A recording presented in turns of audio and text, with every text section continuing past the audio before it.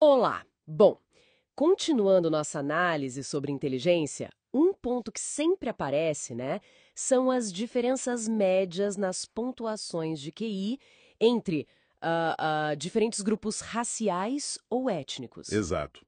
A gente vê padrões nos dados, tipo leste asiáticos com médias mais altas que europeus, depois hispânicos, depois africanos, em média, claro. E é super importante frisar, tem uma sobreposição enorme, né?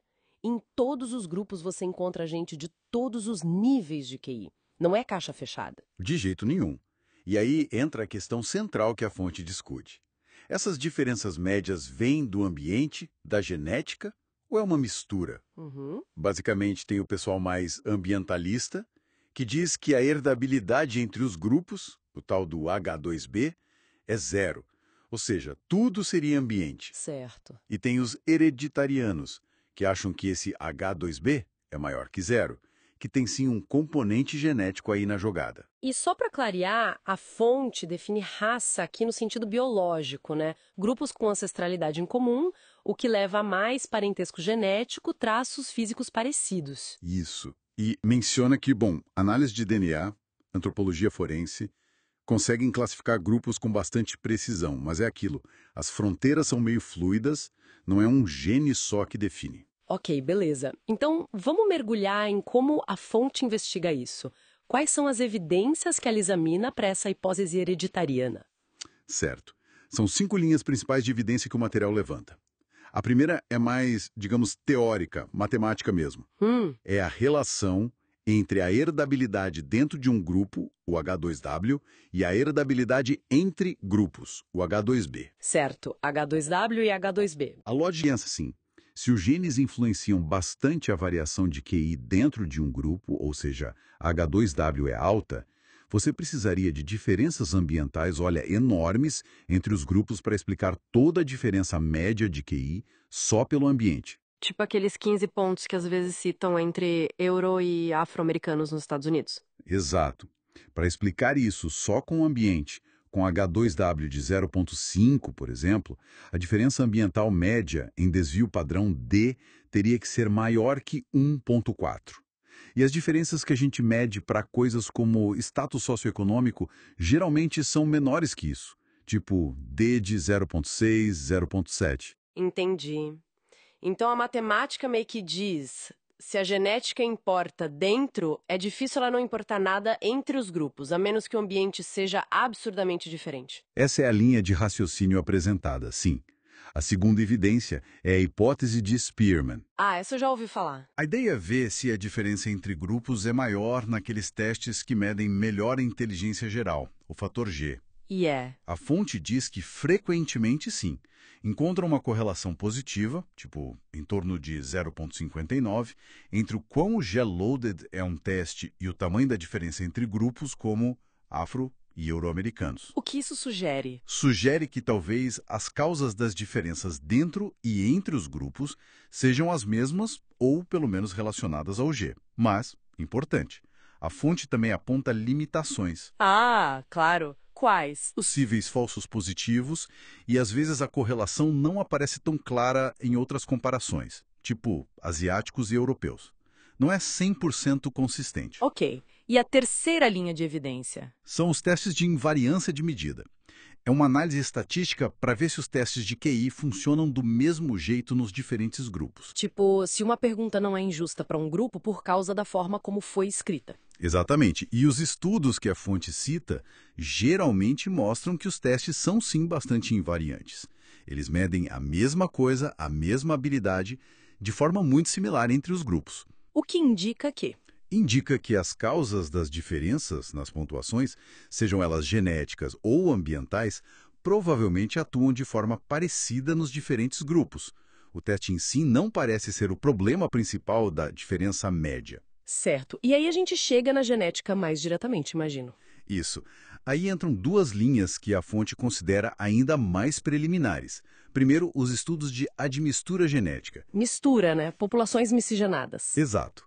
Pegam populações como afro-americanos e hispânicos e veem se a porcentagem de ancestralidade, por exemplo, europeia, tem correlação com o QI. E tem. A fonte reporta que sim, acham correlações positivas, mas elas são fracas.